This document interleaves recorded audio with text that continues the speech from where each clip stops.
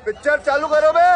आपने भारत की उपलब्धियां भी नहीं गिनाई। आपने कहा ये हमारा काम है, ये हमारा एजेंडा है, जिसको रूमर मॉन्गरिंग कहा जा रहा है। और दूसरा फिर आपने कहा कि सनातन पर जो कुछ बोला विपक्ष ने उस पर क्यों खामोश है कांग्रेस पार्टी, या कांग्रेस पार्टी कहती है अभिव्यक्ति की आजादी है। फिर मैं कहूंगा ये सोर्सेज से है, लेकिन सब पूरे मीडिया में आपने भी देखा होगा सुप्रिया जी, प्रधानमंत्री ने अपने मंत्रिपरिषद में कहा ये विपक्ष को बुखार हो गया है और सनातन पर बोल करके फंस गई है, वो फंस गया है पूरा विपक्ष, इसीलिए ये इंडिया बनाम भारत का विवाद खोज करके निकलने का रास्ता ढूंढा है।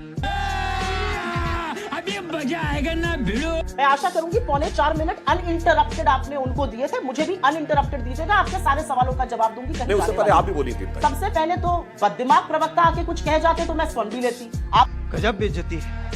तो राज्यसभा सांसद है, आपको पता नहीं कि कांग्रेस पार्लियामेंट्री पार्टी की चेयरपर्सन है सोनिया जी? आपको इतना भी नहीं पता, इतने अनभिज्ञ हैं आप।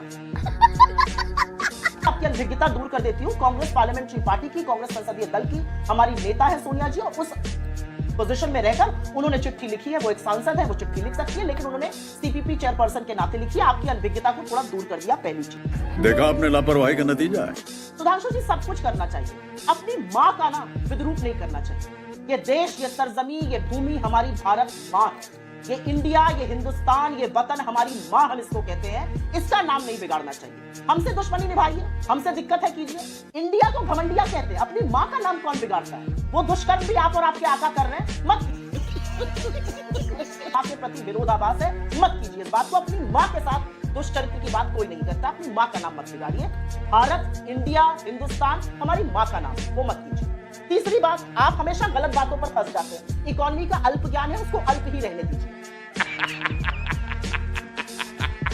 Between 2004 and 14, average rate of growth was 7.6%. इस फ्लैश इन द पैन के बावजूद भी आपका एवरेज रेट ऑफ ग्रोथ अभी तक सत्ता में आने के बाद 2014 से 5.7% रहा है। 12% पे फूड इन्फ्लेशन है, मुंह मत खुलवाइए मेरा। अब बात कर लेते हैं जिस मुद्दे के लिए सौरभ जी मुझे आपने यहाँ पर बुलाया था, और मैं आपके उस सवाल का भी जवाब दूंगी जो आपने मुझसे पूछा। मुझे बताया गया था और आपके टीवी पर भी फ्लैश हो रहा है, मुद्दा वन नेशन वन इलेक्शन है। मैं उस पर कुछ बातें बोलना चाहती हूँ क्योंकि मैं वो प्रिपेयर करके आई हूँ। मुद्दा वो था, उस पर बोलना जरूरी है। ये हॉट एयर बलून था, ये शिगुफा था, ये जलेबी थी, ये क्या था मुझे नहीं पता, लेकिन एक कमेटी बनाई गई। हर तरह के ट्रेडिशन को तोड़कर एक पूर्व राष्ट्रपति को उस कमेटी का अध्यक्ष बनाया गया। जब व्यक्ति राष्ट्रपति बन जाता है तो वो बाईपार्टिजन हो जाता है। ये हमने देखा है, ये ट्रेडिशन कांग्रेस ने, बीजेपी ने आज तक फॉलो किया था, लेकिन मोदी जी कहां संसदीय मान्यताओं और मर्यादाओं को फॉलो करते हैं। तो कोविंद जी को उन्होंने उसका अध्यक्ष बना दिया। अब इसमें उन्होंने सदस्य मनोनीत किए।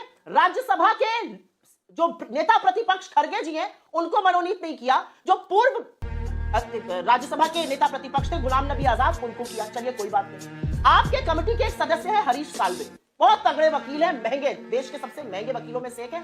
अभी वो लंदन में, उन्होंने अभी फिर से विवाह किया, तीसरा विवाह। और उनकी पार्टी की फोटो में इस देश के 2 फ्यूजिटिव दिख रहे हैं। एक ललित मोदी दिख रहे हैं जिनको आपकी एजेंसियां वापस नहीं ला पा रही, और एक मोइन कुरैशी दिख रहे हैं जिनको आपकी सरकार ने ईडी के तहत गिरफ्तार भी किया था और हर तरह की कार्रवाई भी हो रही है। क्या ऐसे अगर थोड़ा सा भी भगवान ने दी हो